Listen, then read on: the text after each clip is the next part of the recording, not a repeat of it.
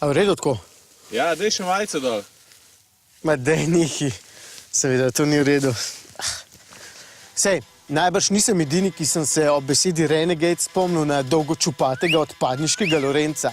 Nekateri z lasmi nimamo take sreče in evo, tako kot se moji lasje borijo za preživetje, se tudi nekatere avtomobilske znamke. Poglejte, koliko časa je Jeep potreboval, da je izdelal nekakšnega križanca. In to znamka, ki piše celo na armaturni plošči, obstaja že od leta 1941, izdelujejo pa samo terence. Vsi so jih prehiteli, Japončki sploh. In kaj zdaj? Naj naredijo majhnega pravega terenca ali pa preoblečenega Fiata za na cesto. Glejte naprej. Logotip Jeep na pokrovu motorja mora stati za terensko nadvlado, če vprašate mene. In izgledati mora odbito, ker je tudi konkurenca takšna. No, k sreči bo tukaj tako jasno, da gre za Jeepa, ker enostavno ne boste zgrešili teh rešetk in ta avtomobil je obdržal tudi nekaj linij Wranglerja, kar je samo v redu. No, od čisto blizu pa stvari postanejo še bolj zanimive. Poskrbeli so za nešteto velikonočnih jajčkov, easter eggov.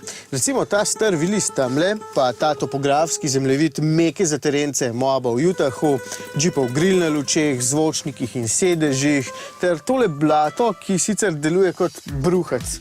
Polno je tudi X-ov, ki so jih povzeli iz tistih starih slavnih kanistrov za gorivo. Počutje znotraj je prijetno in prostorno, pa tudi očem ni hudega. Stilu pravijo tektonik, gre pa za mešanico mehkih linij z ostrimi liki. Izgleda kar v redu. Sploh s to veliko panoramsko streho. Če odpreš okno, je enako, kot da bi se vozil v Wranglerju ali pa v Willisu. No, skoraj.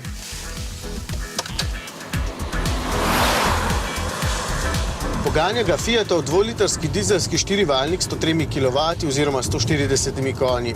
Da pije nafto ne boste mogli zanikati, ker preveč ropota in tudi veter, ta ogromna ogledala in ta visok A-stebriček komaj kaj obvije. Že tukaj se razlikuje od svojih fancy konkurentov samo za na cesto. Nagibanje karoserije je v ovinkih precej, ampak kupcev tega avtomobila to ne sme motiti. Težko bi bilo bolje, saj kombinacija več kot pol druge tone in večjega odmika od tal ni idealna za ovinke. Ja, je kar težak, rit bo tudi motilo blaženje, ker boste čutili vsako grbino. Krmilni mehanizem je sicer hiter in super obtežen, tako da daje dosti povratnih informacij, menjalnik pa ni nič posebnega. Mogoče bi bil lahko celo krajši za na teren, če že nima reduktorja. No, Renegade bo v povprečju popil okrog 8 litrov na 100 km, tako da je ekonomično v zlati sredini, oziroma v sivem povprečju, odvisno kako gledate.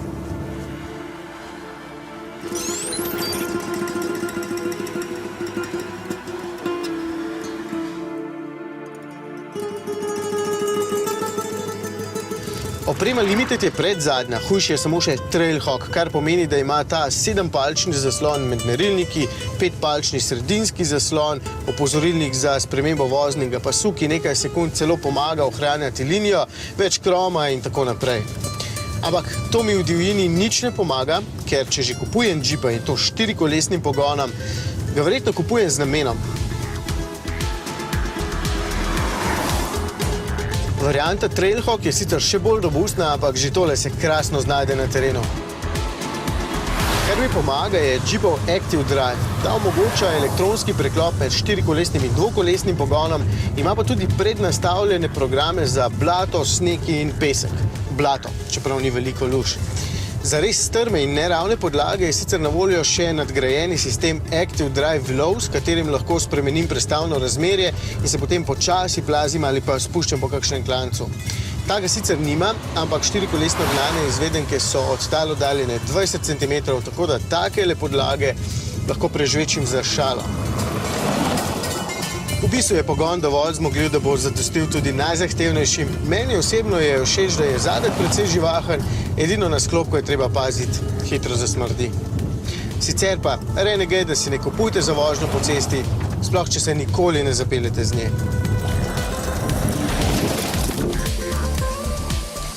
Takšen vas bo olajšal za okrog 33 jurjev, osnovnega samo s prednjim pogonom pa lahko dobite že za okrog 20, tako da samo za poziranje pač vzamete cenejšega. Vseeno ni malo, ampak v tem segmentu toliko terenskih vrlin enostavno ne ponudi noben drug tekmec. Ko se visoko usedeš na sedež in pogledaš skozi skoraj povsem raven vetrobran, ta velik pokrov motorja, enostavno veš, da boš prišel nekam daleč. Nekam visok, samo malo več vetra mora biti, pa malo več las moraš imeti.